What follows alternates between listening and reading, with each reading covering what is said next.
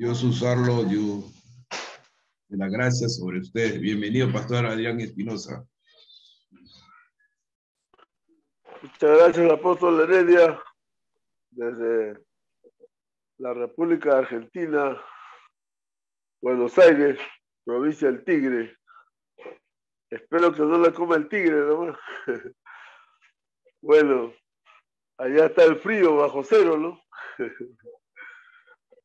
Y bueno, acá en Lima también estamos ya en invierno. Ya el cambio de clima está afectando la salud de muchos y de muchas. Y así que hay que estar abrigados, ¿no? Como decía Pablo a Timoteo, que traiga el capote, ¿no? Traiga el abrigo, traiga la piel de oso y no solo el abrigo, sino también dice los pergaminos, ¿no? Imagínense Pablo en la cárcel y todavía quería el abrigo, ¿no? Estarían en invierno y dice no solo el abrigo, sino también los pergaminos, ¿no? Yo creo que eso nos hace reflexionar a nosotros hoy, la pastoral, la misión de Dios necesita una preparación muy responsable, ¿no? Una preparación interdisciplinaria. Gracias a Dios que me invitaron para una universidad aquí en el Perú, no solamente de enseñar teología, sino también ciencias y humanidades. Así que es una universidad que es hispanoamericana, ¿no? Es de España, Centroamérica, Iberoamérica, Latinoamérica, Panamérica y toda la América, ¿no? O sea, y cómo Dios es bueno, Dios es tan bueno que me invitaron en medio de doctores de la ley, ¿no? De rabinos y personalidades que han dado su vida a este quehacer teológico, ¿no? A esta tarea hermenéutica, bíblica, teológica, ¿no? Histórica, apologética, arqueológica, ¿no? Exegética. Así que, de verdad, Dios es bueno, ¿no? Dios está abriendo puertas. Así que ahí tenemos la oportunidad de prepararnos, ¿no? Me han invitado para hacer la maestría y entonces continuar, ¿no? Nuestra preparación teológica, porque la educación no tiene fecha de vencimiento, ¿no? El día que dejamos de estudiar, estamos cavando nuestra tumba ministerial. El conocimiento de hoy, como sabemos, no nos sirve para mañana. Por eso necesitamos estar preparados, hoy más que nunca, ¿no?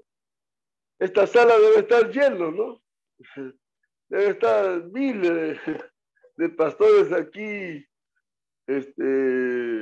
estar con esa expectativa de poder estar recibiendo de Dios, ¿verdad? Porque se trata, como los profetas decían, ¿no? Habla, Señor, que tu siervo oye, ¿no?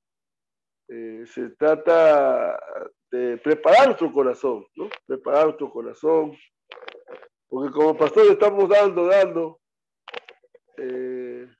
pero ¿quién nos pastorea a nosotros, no? Estamos enseñando, ¿y quién nos mentorea a nosotros? Entonces tiene que haber esa ley de la reciprocidad, ¿no? Dar y recibir, ¿no? Dar y recibir. Y yo creo que este tiempo que podamos estar en cosecha los miércoles, los viernes, es un espacio que podamos recibir los unos a los otros, ¿no? Tener ese espíritu enseñable, como Esdras, ¿no? Esdras tenía un espíritu enseñable que la semana anterior estábamos viendo 3 aspectos en la vida de Esdras, ¿no? uno que era una persona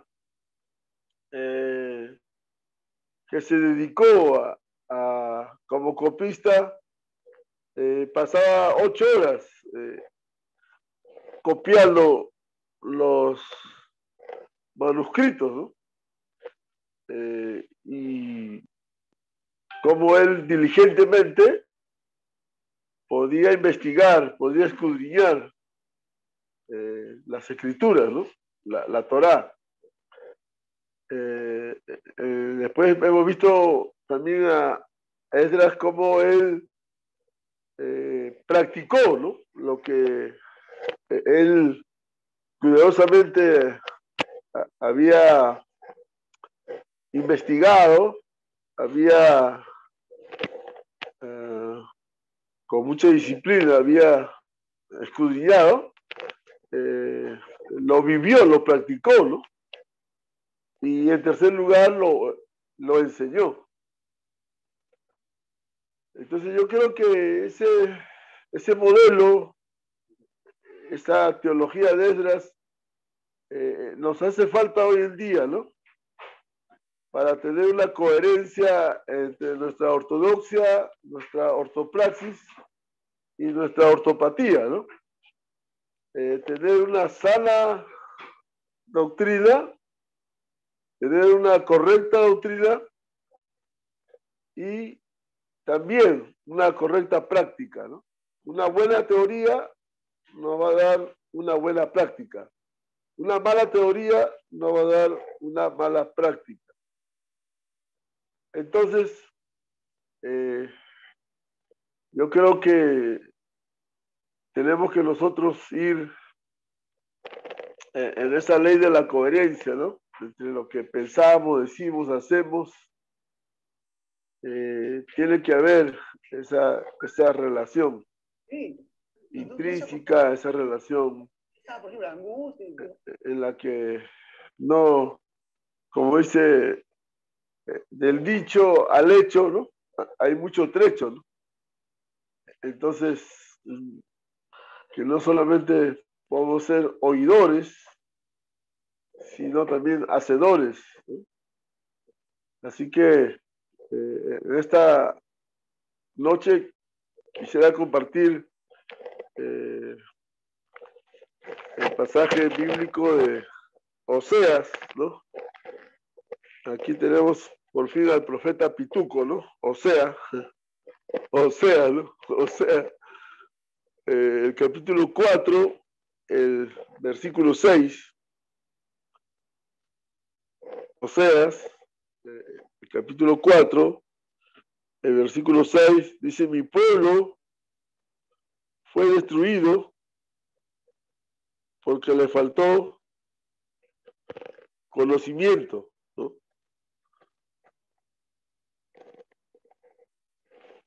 Entonces, vemos cómo el pueblo de Dios fue destruido porque le faltó conocimiento. Pastor Adrián, Pastor No, Adrián, que... Pastor Adrián, Sí, ¿puedes leer el sí. siguiente versículo de ese mismo texto? Porque me parece la falta de conocimiento está hablando también con una falta de calificación para estar dentro de lo que es el ministerio, ¿vio? Si puedes decir la connotación del contexto de ese versículo. Es interesante lo que dice. Continúa, por favor, disculpe.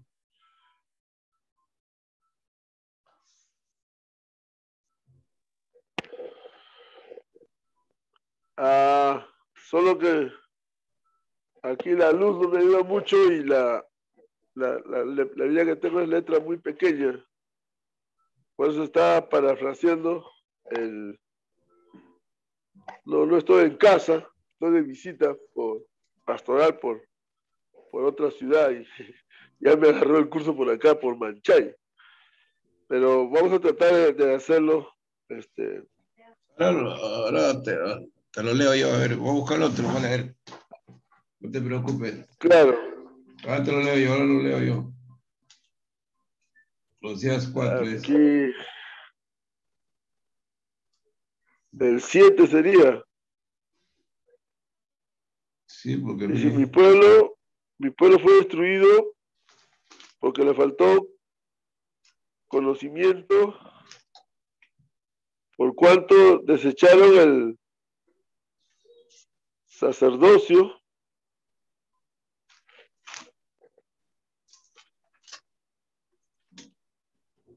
por cuanto desecharon el conocimiento.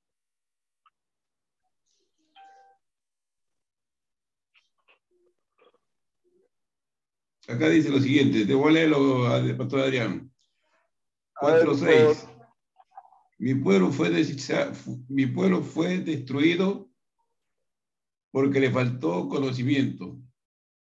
Por cuanto desechaste el conocimiento, yo también te echaré del sacerdocio, porque te olvidaste de mi ley.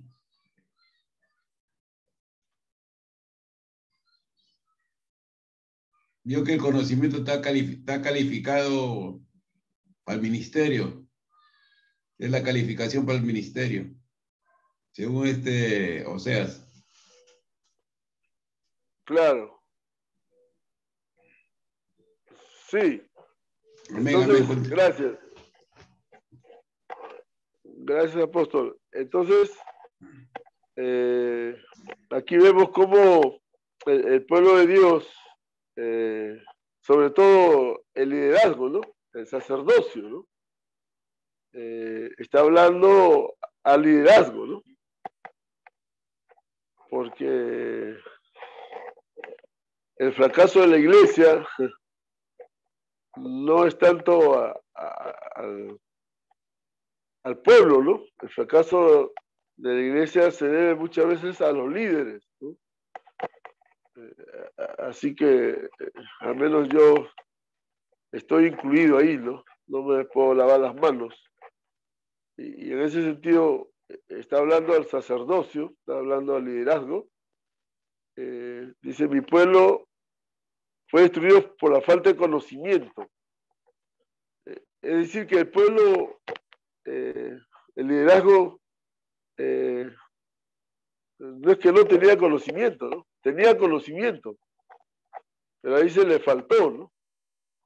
Le faltó conocimiento. Entonces, vemos cómo nosotros podemos hoy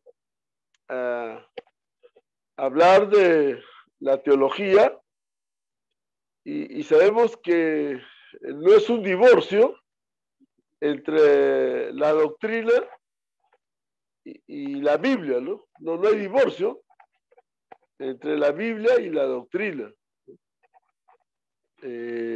Muchas veces se ha dicho la letra mata, ¿no?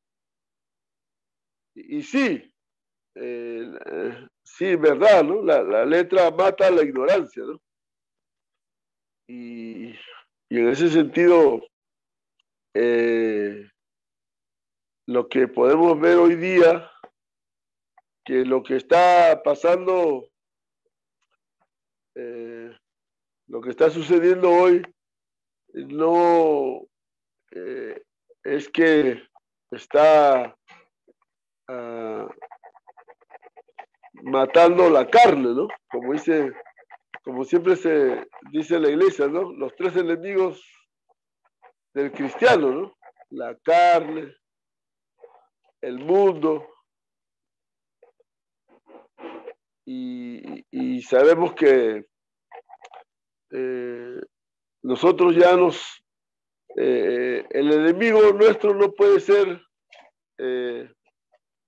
la carne, ¿no? Porque nosotros ya no somos de la carne, somos del espíritu. Entonces, andamos en el espíritu, vivimos en el espíritu y hasta comemos en el espíritu, ¿no? Entonces, la carne ya no somos de la carne, ¿no? Éramos, ¿no? Éramos pecadores, éramos de la carne, pero ya no somos, ¿no? Ahora hemos nacido de nuevo y somos del espíritu, ¿no? Somos de Dios. Y por lo tanto, la carne no tiene ninguna potestad y no puede ser nuestro enemigo, ¿no? Pero a veces lo consideramos como nuestros enemigos, ¿no? Y a veces le preguntamos al hermano, a la hermana, ¿y cómo estás? Ahí estoy batallando, ahí estoy luchando con la carne, ¿no? Y en ese sentido sabemos que nosotros ya vivimos en el Espíritu, andamos en el Espíritu, ¿no? Somos del Espíritu, ¿no? Somos uno con Él. Así que otro enemigo que también se presenta es el mundo, ¿no? Y sabemos que nuestra fe ha vencido al mundo. Y no es el mundo el que nos va a ser nuestro enemigo, sino que nuestra fe, pues, ¿no? Nuestra fe es victoriosa, ¿no? Nuestra fe vence. Así que tampoco podría ser un enemigo el mundo, ¿no?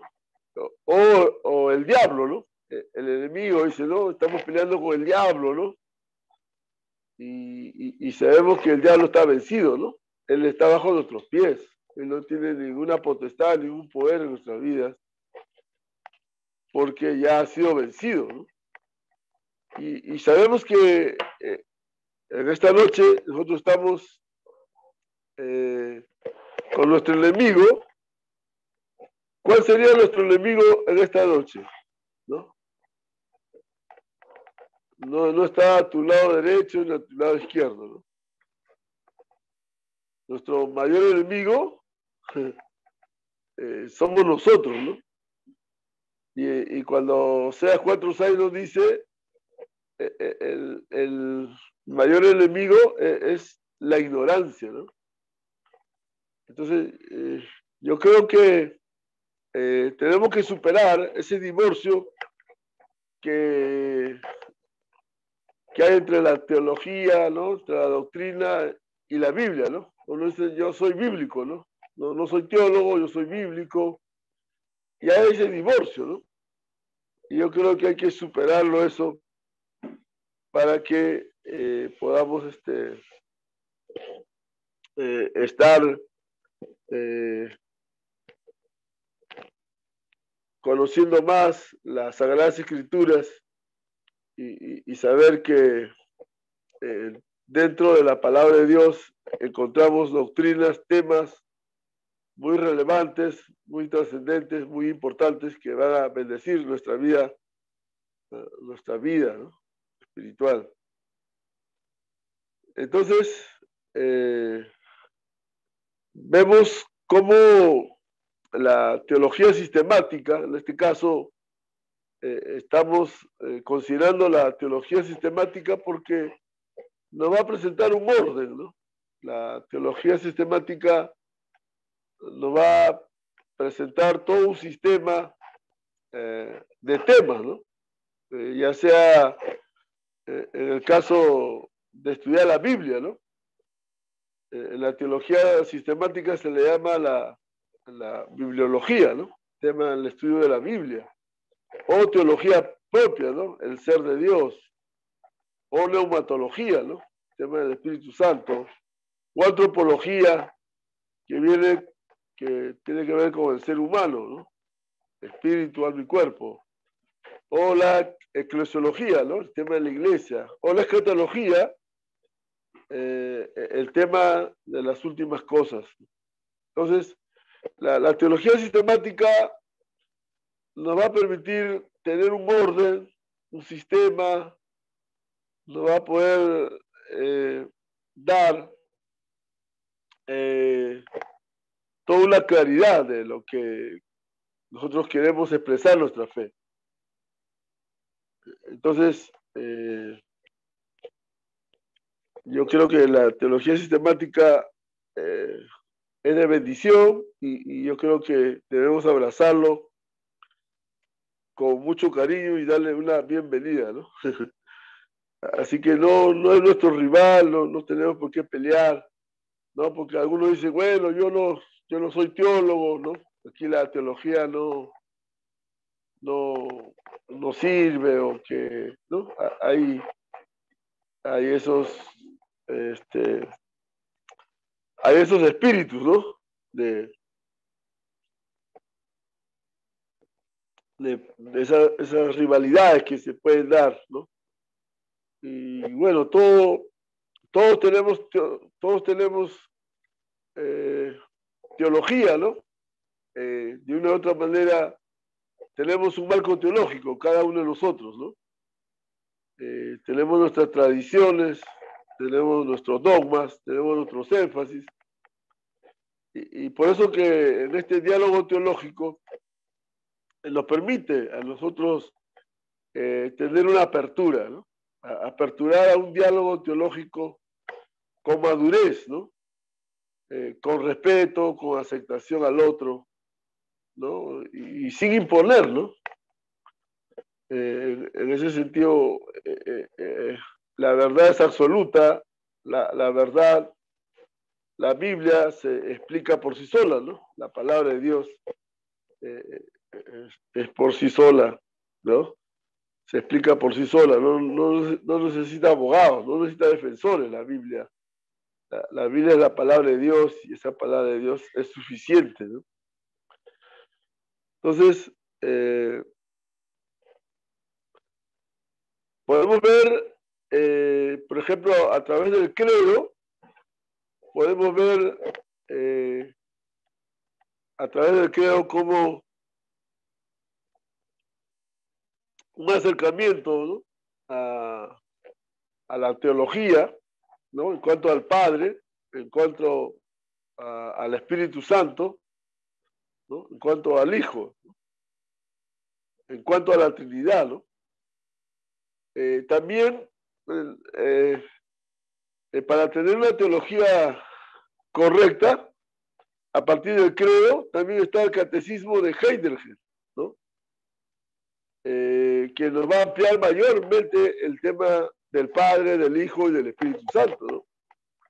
Y aún que va a contribuir mayores Charles Hodge, ¿no? Charles Hodge es un teólogo sistemático que nos va a presentar toda una teología sistemática abundante, ¿no? Cada tema, ¿no? Ya sea el tema de la Biblia, el tema de Dios, del Espíritu Santo, el tema de la iglesia, el tema de la antropología, soteriología y todas las marcas de herejías, ¿no? Entonces, yo creo que ahí tenemos algunas fuentes que nos van a permitir un acercamiento a tener algunas pistas metodológicas para el quehacer teológico, ¿no? De una teología sistemática bíblica, ¿no? Una teología en la que podamos dar buen alimento, ¿no? Al pueblo de Dios. Entonces, por ejemplo, tenemos dos modelos, el modelo de Jesús y el modelo de Pablo, ¿no? En cuanto al modelo de Jesús haciendo teología sistemática, vemos en la Biblia, ¿no? En el gran mandamiento, ¿no? En el Evangelio, cuando el fariseo le pregunta, ¿no? ¿Cuál es el primer mandamiento? Y Jesús le responde, ¿no? Amarás a Dios con todo tu corazón, con toda tu mente, ¿no? Con toda tu alma. Ahí vemos cómo Jesús va a responder teológicamente, sistemáticamente, al fariseo y le va a presentar cómo le va a responder, ¿no? En qué consiste el primer mandamiento, ¿no? De igual manera tenemos el ejemplo de Pablo también, ¿no? Pablo en Romanos, el capítulo 1, versículos 4 y 25, va a elaborar toda una teología de la justificación por la fe, ¿no? Y Romanos es un libro muy doctrinal, un libro muy sustantivo, ¿no? Muy nutritivo, muy rico en cuanto a la doctrina, ¿no? Y Pablo va a dar el tema de la justificación por la fe y va a poderlo hacer de una manera magistral, ¿no? Entonces, la teología sistemática va a darnos elementos que podamos nosotros tener nosotros una metodología de escoger un tema, ¿no? Nosotros podemos escoger ya sea el tema, si queremos hablar del Espíritu Santo, si queremos hablar de Dios, del ser humano, de la iglesia, o de las últimas cosas, o en cuanto a la salvación, ¿no? Un tema tan interesante, ¿no? Si se pierde la salvación o no se pierde la salvación. Entonces, podemos nosotros, en primer lugar, seleccionar un tema, ¿no? En segundo lugar, nosotros podemos sistematizar, ¿no? Podemos nosotros sintetizar cada tema y luego nos permite explicar, ¿no? Ya sea los versículos tanto del Antiguo o Nuevo Testamento, ya nos permite tener un acercamiento en la que podamos nosotros, por ejemplo, en mi experiencia, fue interesante cuando de estudiante del seminario bíblico bautista, estudié 4 años internado y como graduación teníamos que hacer una tesis. Y la tesis tenía que ser escrita y también tenía que ser oral. Entonces tuve que hacer la tesis del teólogo Schaeffer, ¿no? Schaeffer, y teníamos que hacer las 10 doctrinas, ¿no?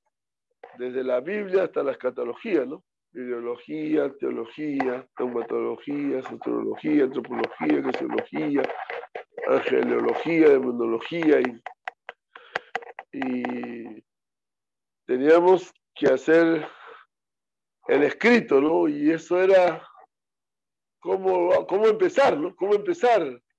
¿Por dónde empezar? ¿No? Porque había 2 tomos, ¿no? De Schaeffer. 2 tomos gordos ahí y hacer todo el resumen y hacer toda la síntesis, ¿no? Y sistematizarlo, ordenarlo y ponerlos en puntos, ¿no? Para hacerlo en unas 100 hojas, ¿no? Un libro de 1000 hojas, hacerlo en 100 hojas, era toda una travesía, ¿no? Toda una experiencia y más era el asunto ya de que uno tenía que graduarse y no había tiempo, ¿no? Así que había que hacer ayunos teológicos, vigilias teológicas y pudimos lograr hacer. Y lo más interesante era el examen oral, ¿no? Y si te equivocabas en un versículo, ya estabas desaprobado, ¿no? Porque imagínate que si un médico da una mala receta, un cirujano opera mal, imagínense, ¿no? Y cuánto más que nosotros no solamente estamos tratando con el cuerpo, sino estamos tratando con el espíritu, ¿no?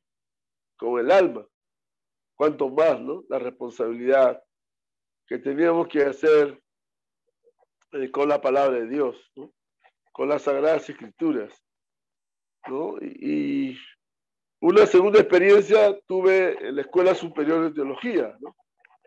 Ya unos 10 años más tarde, ya haciendo una escuela mayor, un seminario mayor, a nivel universitario, ya tuvimos que estudiar la teología sistemática de Berkhoff, de José Grau, de la Cueva, de Schellenmayer, de Bonhoeffer, ¿no? Ya de teólogos alemanes, ¿no? Ya no solamente era de ingleses o estadounidenses, sino también ya había que ver teólogos alemanes, ¿no? Como siempre recordamos aquí en el curso, siempre tenemos nuestro credo, ¿no? De teología, nuestro credo de teología, cuando decimos la teología nace en Alemania, ¿no? Y los ingleses, ¿qué hacen los ingleses? ¿No? Lo interpretan, ¿no? Y luego los norteamericanos no se quedan atrás, los tergiversan, ¿no? Un teléfono malogrado, ¿no? O sea, nos llega una teología malograda. Y los latinoamericanos lo repiten, ¿no? Lo imitan, ¿no? Y los peor, ¿no? Ya ni lo piensan los peruanos, ¿no? Bueno, eso no pasa en Argentina, eso no pasa en México, eso no pasa en Ica, ¿no? Eso no pasa por, por, por allá, ¿no? Eso pasa por aquí. Entonces, por eso, tener una experiencia con la teología, y especialmente con la teología sistemática, hay que tener mucha disciplina, ¿no? Hay que tener mucha responsabilidad, ¿no? Porque es la palabra de Dios, ¿no? Estamos sacando de la palabra de Dios los tesoros escondidos. Estamos sacando de la palabra de Dios esa revelación. Estamos extrayendo de la palabra de Dios, y eso se llama exégesis, ¿no? La palabra exégesis tiene que ver con sacar de adentro, ¿no? Es como cavar un hueco, ¿no? Estamos haciendo exégesis.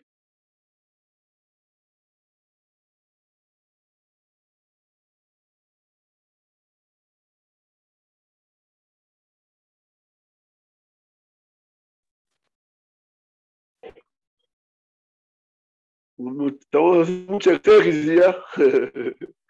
Estamos haciendo mucha exégesis. Casi me entierro. Bien, entonces, estamos sacando de la palabra de Dios esos tesoros escondidos, ¿no? Esos misterios que van a decir una vida, una familia, ¿no? Un hogar, un matrimonio, a una persona que está esclava del vicio. ¿Cuántos, no?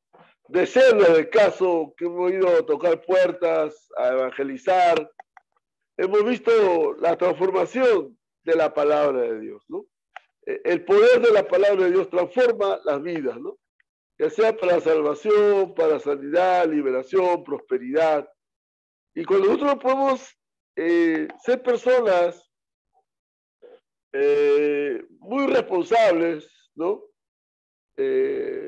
Dedicados a la investigación, podemos extraer esa savia, esa esencia, ¿no? Y sabemos que las personas están muertas en sus delitos y pecados, ¿no? A una persona muerta, un folleto no lo va a levantar. A una persona que está muerta en sus delitos y pecados, un masaje bíblico, no va a pasar nada. Tenemos que estar llenos de la presencia de Dios. Tenemos que estar llenos del Espíritu Santo. Y eso es ser lleno de la palabra de Dios. Cuando yo estoy lleno de la palabra de Dios, estoy lleno de todo. Lleno de la presencia, lleno del Espíritu Santo, pues, ¿no? Pero si yo no estoy lleno de la palabra de Dios, entonces, ¿qué presencia voy a dar? Mi presencia. Voy a ser acto de presencia, ¿no?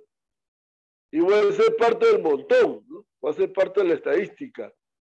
Y uno más con el problema de la persona, ¿no?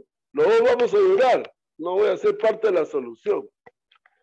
Entonces, la teología sistemática me permite nadar mar adentro, bogar mar adentro y sacar y extraer, ¿no? Y eso es el exégesis, ¿no? Pasar por los idiomas, ¿no? El hebreo, el griego, el arameo, ¿no? Y y me mareo de paso, ¿no? Pero hoy en día no necesitamos conocer tantos idiomas clásicos. Basta tener 2, 3 versiones de la Biblia y con eso es suficiente, ¿no? Nos da una comparación, nos da un contraste y podemos entenderla mejor. Entonces, ir a la palabra de Dios y ordenar y sistematizar, sintetizar, y ahí recién lo podemos explicar. Queremos explicar la Biblia sin hacer exégesis, sin hacer hermenéutica. O sea, ¿cómo nosotros vamos a aplicar la palabra de Dios si no la explicamos, ¿no? Entonces, por eso que mucho hay la falta de una nutrición. Es como ahora, ¿no? La pandemia, no es que el COVID lo haya matado a la gente, ¿no? Sino que ha sido la falta de nutrición. Una cosa es alimentarse y otra cosa es nutrirse. Son dos cosas diferentes, ¿no? Yo puedo estar bien alimentado, ¿no? Bien papeado, ¿no? De puro carbohidratos, ¿no? Y esos carbohidratos se hacen vinagre, y ese vinagre se hace azúcar, y ese azúcar produce la diabetes, y estoy lleno de enfermedades, ¿no? Pero bien alimentado. Y no puedo estar nutrido, ¿no? Muchas veces la iglesia está con lechecita, y no se nutre de las verdades eternas, ¿no? De lo trascendente, ¿no? De lo inmanente, ¿no? De lo ontológico, ¿no? De todo lo que le va a servir a la vida, ¿no? ¿Cómo empoderar al pueblo de Dios? ¿Cómo empoderarlo a que el pueblo de Dios tome las aguas, ¿no? Alcance ese fruto, ¿no? Ese fruto no es prohibido. ¿Cómo hacer que esa persona coja del árbol ese fruto cuando esa persona está muerta en sus delitos y pecados, cuando está en la esclavitud, en el vicio? Y cómo nosotros podamos dar la palabra de Dios, ¿no? De manera estratégica, ¿no? Dar esos códigos, esas llaves para que la persona se active, ¿no? La persona se movilice ya sea para salvación, ya sea para sanidad, para liberación o prosperidad, ¿no? Todo el combo completo. Entonces, por eso que la teología sistemática es tan rica que por 40 años Dios me dio la bendición de pasar un instituto, un seminario, facultad, universidad, posgrado, y tenía la bendición de enseñar la palabra de Dios, ¿no? Por este espacio de 3 décadas, enseñar la palabra de Dios, ¿no? Especialmente la teología sistemática, y poder ver vidas, ¿no?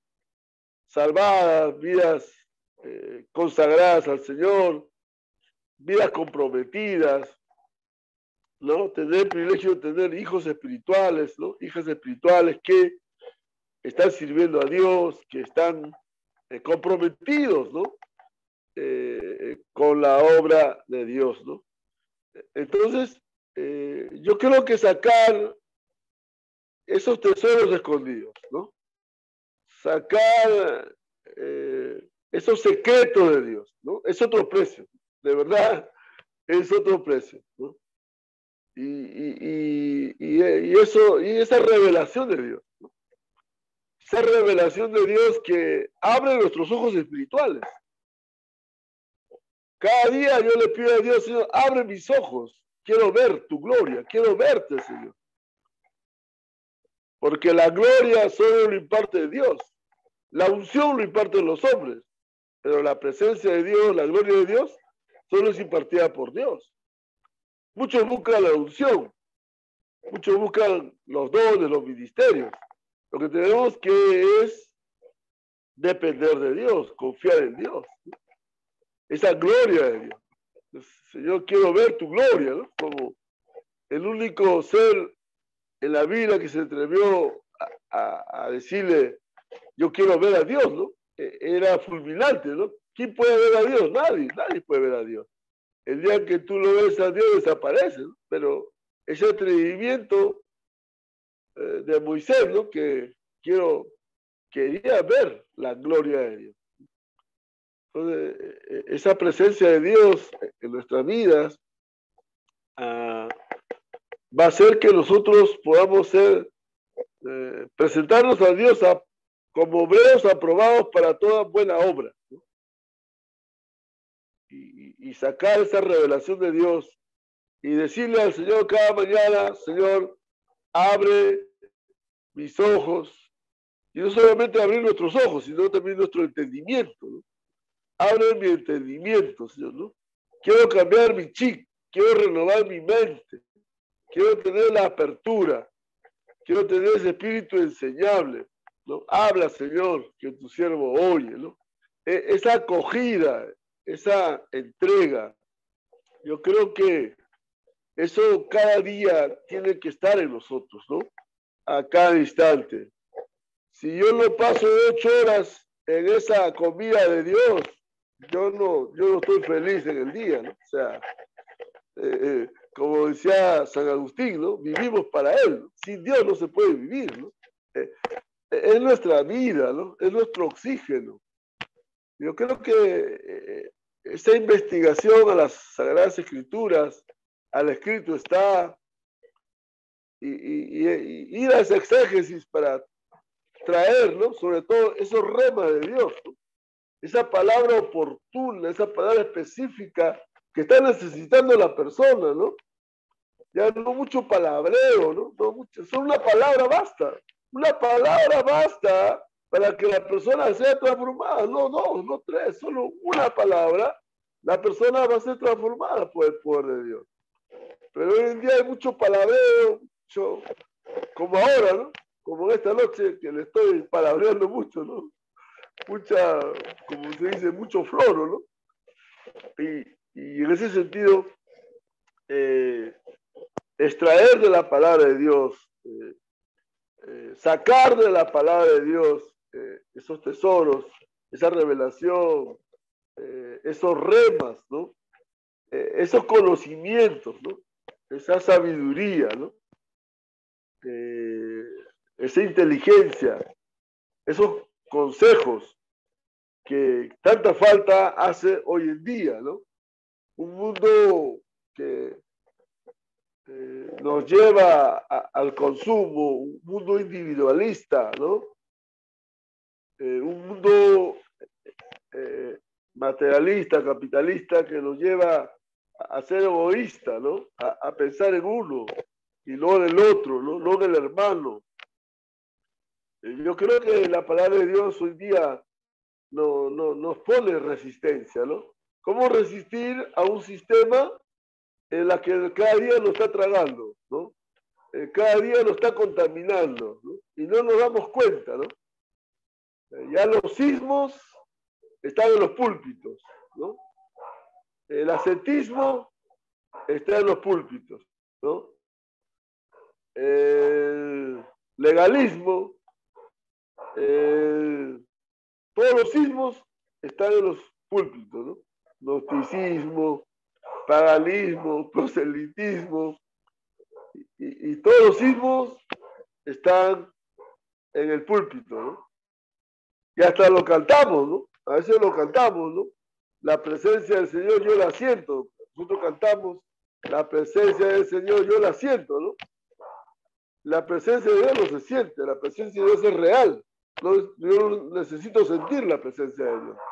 Está la presencia de Dios en nosotros, está acá la presencia de Dios. No necesitamos sentirla. Pero ya se cayó el existencialismo, ya se pasó. Y cuando yo ofrendaba, algo sentía. Y si no siento, no ofrendo, ¿no?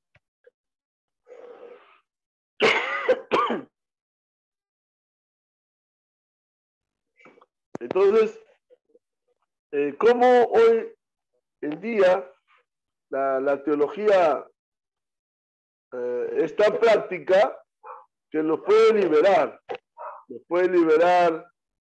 de todo este sistema malévolo, este sistema de muerte, este sistema que muchas veces lo abrazamos sin querer queriendo y nos contaminamos, ¿no? Cuando hay, siempre vemos a Daniel, ¿no? Propuso en su corazón no contaminarse con la comida del rey, ¿no? Y está diciendo el texto con el sistema babilónico, ¿no? Daniel propuso en su corazón no contaminarse con el sistema de turno, con ese sistema de poder malévolo, y él guardó su corazón para Dios, ¿no? Y es lo que hoy nosotros debemos hacer, ¿no? Optar por la vida, ¿no? Hoy cuando hay un mensaje de muerte, ¿no? Hoy cuando hay un mensaje de hambre, de la situación en la que nosotros optamos muchas veces por la muerte, ¿no? Por un sistema de turno que lo abrazamos, ¿no? Que lo bendecimos todavía, ¿no? Al sistema, cuando son sistemas de muerte, ¿no? Ya vemos cómo toda esta pandemia, con todas sus bondades del Fondo Monetario Internacional, OMS, con todas sus bondades de los derechos humanos, de todas estas instituciones benévolas que nos hacen el bien por un lado y por el otro lado nos están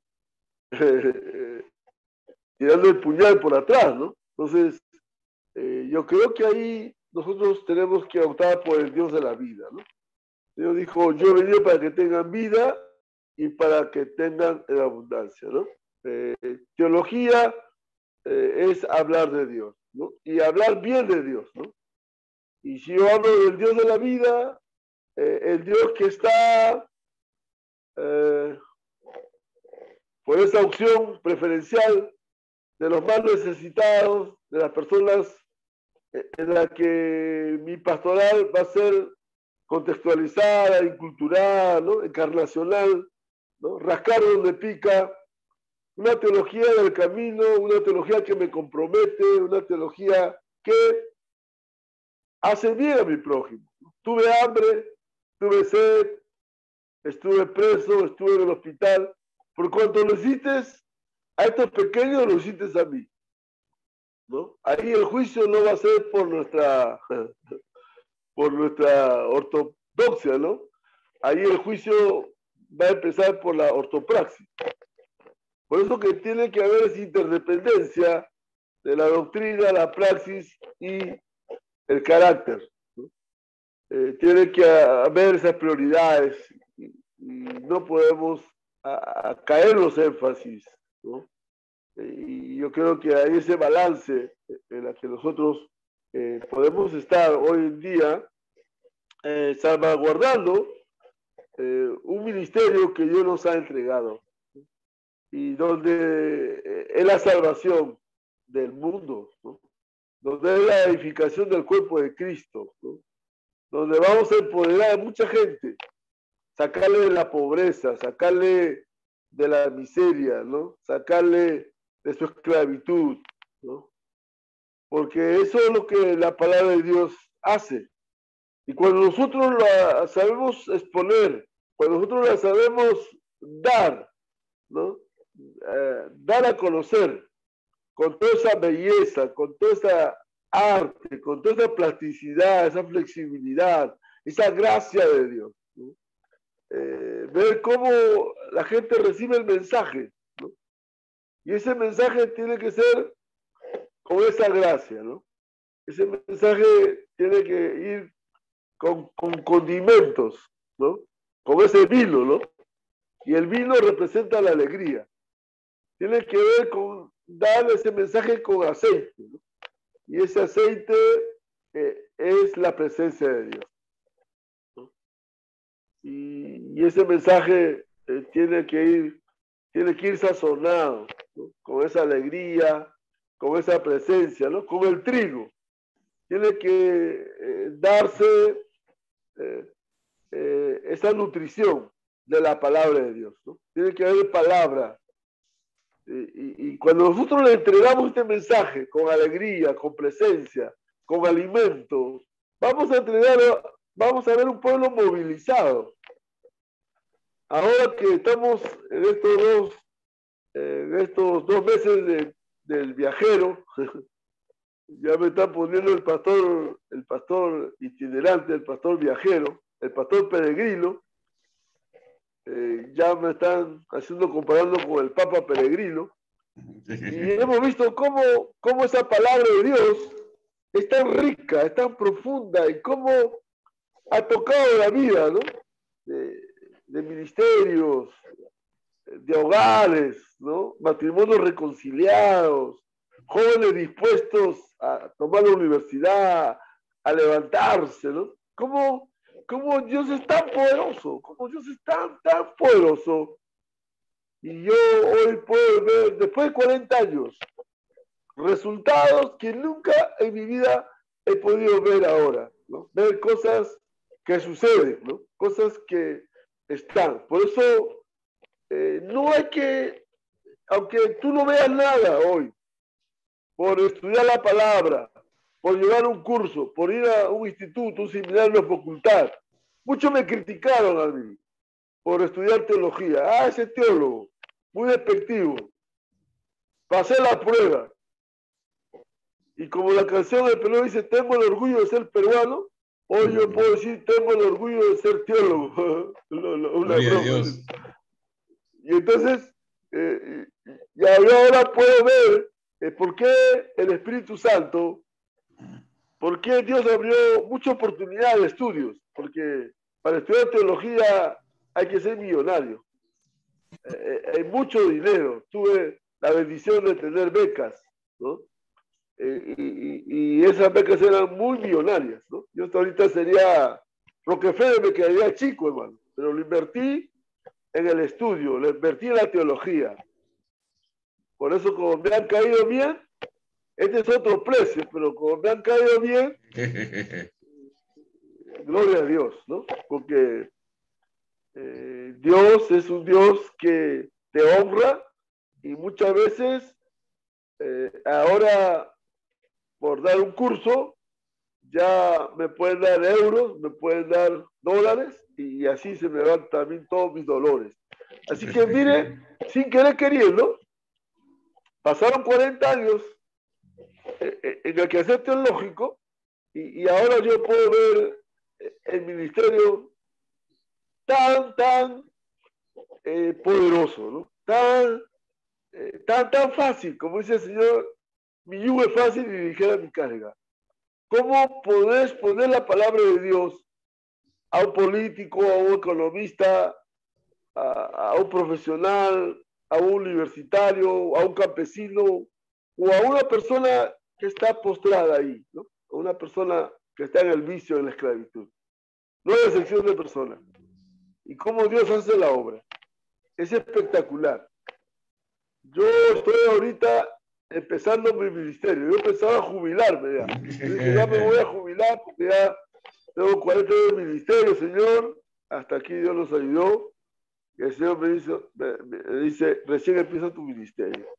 Tengo la unción del búfalo, tengo la visión del águila, y de verdad, como dice la Biblia, los jóvenes dan visiones y los ancianos soñarán sueños. Como yo estoy en la tercera edad, base 6, yo estoy soñando ahora. Gloria a Dios. Bendiciones. Bendiciones. Gracias, Pastor Liam. Felicitaciones porque ahora va a enseñar en la universidad. Gloria a Dios. Va a ingresar a seguir su maestría en teología. Verdaderamente es un gozo tenerlo como compañero en el ministerio y poder disfrutar de ese deleite de su conocimiento. Pastor Esaú Espinosa, bienvenido. Tengamos muy buena noche. Le damos la bienvenida a esta plataforma. Pastor Esaú, es hermano del pastor, Buenas noches, gracias, sí. del pastor, Buenas noches, un cordial abrazo. Pastor Espinosa. Gloria a Dios. Ahí vamos. Un viernes va a estar invitado para Esaú. Prepárate para el otro viernes para que des las clases. Sí.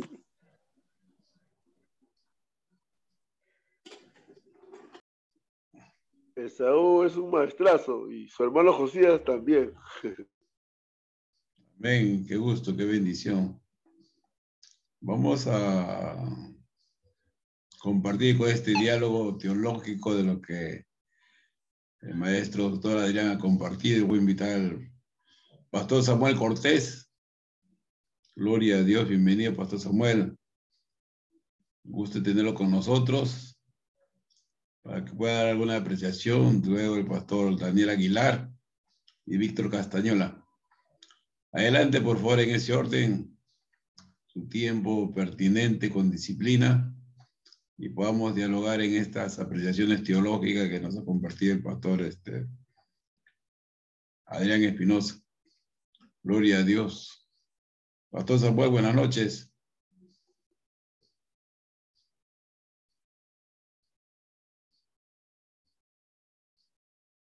Ahí está. Pastor, doctor, apóstol de México, Daniel Aguilar, bienvenido.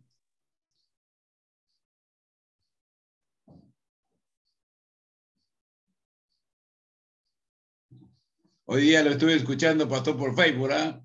Buenísimo, ¿ah? Tengo oportunidad de escucharlo por Facebook. Muy bueno, gracias. Es una bendición usted. Adelante, pastor Daniel. Prenda su micro. Su micrófono. Su audio. Está bien. Sí, ya lo...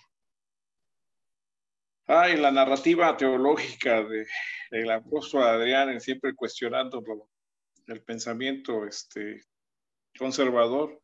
Se vuelve conservador porque no hay reforma. Y cómo lo vemos, ¿no? Como los templos no crecen, siempre son los mismos. Y los que han querido trascender en la teología ahora se convirtieron en negocios. O sea, es cierto que tenemos que volver a, como dice, a la ortodoxia, ¿no?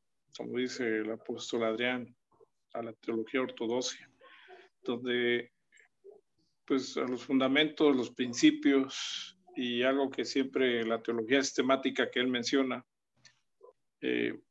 Cuando usted mencionó al apóstol Adrián, se me vino a la mente cómo Dios, a través de hombres disciplinados, hombres con inteligencia para ordenar, que empezaron a ordenar la Biblia a través de una temática, ¿no? Es combatir la rebelión.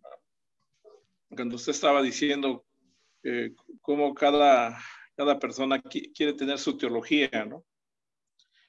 Que pues a veces está en contra, ¿no?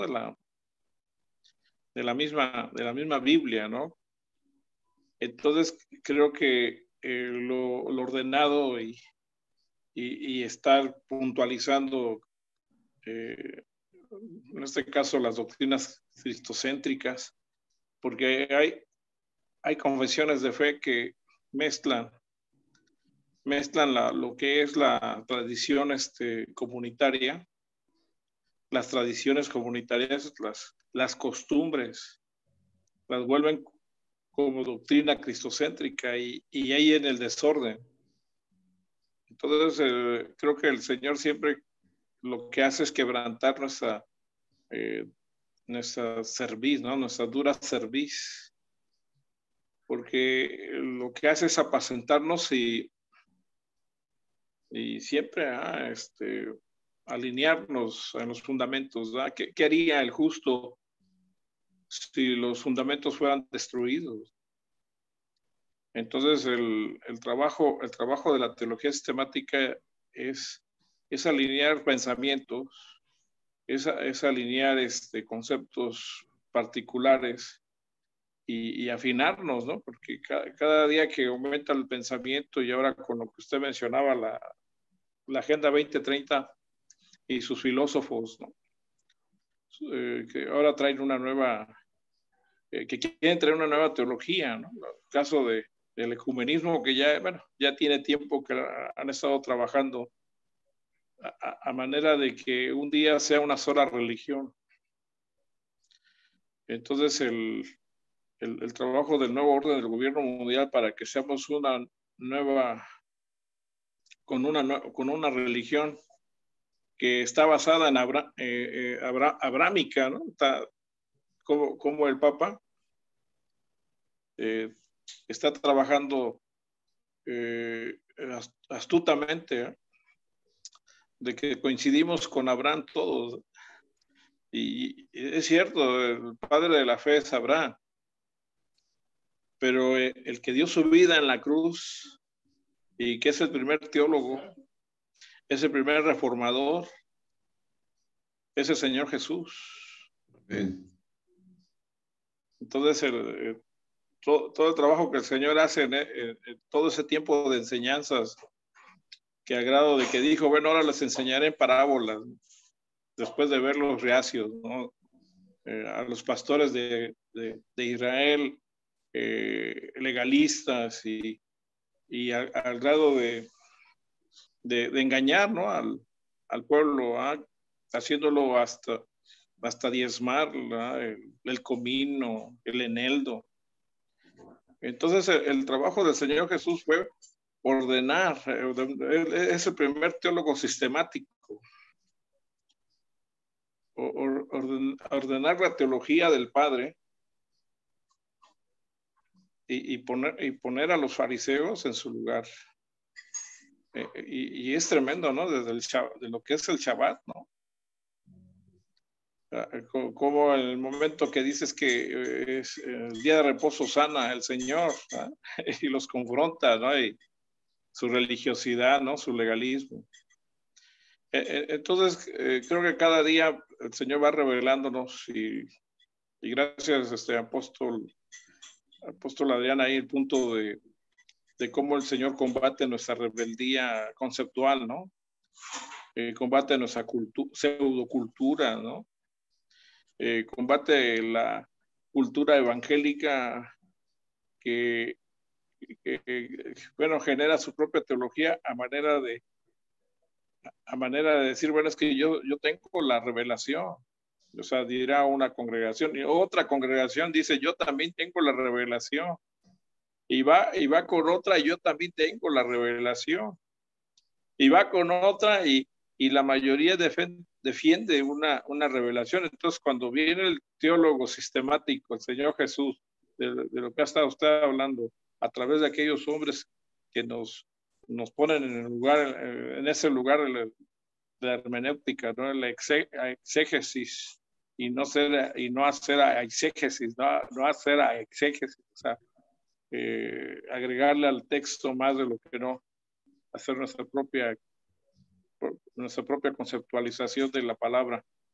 Pues el trabajo del Señor es combatir la rebelión, la rebelión de los evangélicos, la rebelión de las masas religiosas. Y es interesante cómo desde ahí combate a la teología de los fariseos, y creo que es en Mateo 22, ¿no? Creo que es en Mateo 22, en donde los acaba, ¿no? Con decirles sepulcros blanqueados, generación de víboras. Entonces ese trabajo no se ha terminado por cuanto yo creo, apóstol Heredia, que el aislamiento es la que nos lleva a doctrinas destructoras, nos lleva a desorganizar la Biblia, ¿no? Nos lleva a organizar la Biblia a nuestra manera, pensando que yo tengo la revelación. Aquí es la lucha entre las revelaciones. Yo la tengo, tú no la tienes. Entonces, todo este tiempo de lo que he estado escuchando los diálogos teológicos, creo que eso es lo que nos tiene que afinar a todos los que compartimos, Apenas me preguntaban eso, con eso termino de decirles, dice, bueno, ¿cómo hacer que eliminar nuestros errores doctrinales? ¿Ah? Yo le decía, pues hay que sumarnos con la gente que sabe más que nosotros. Hay que adherirnos a aquellos que Dios también nos usa y no creernos en nosotros mismos que lo tenemos todo. Que Dios les bendiga y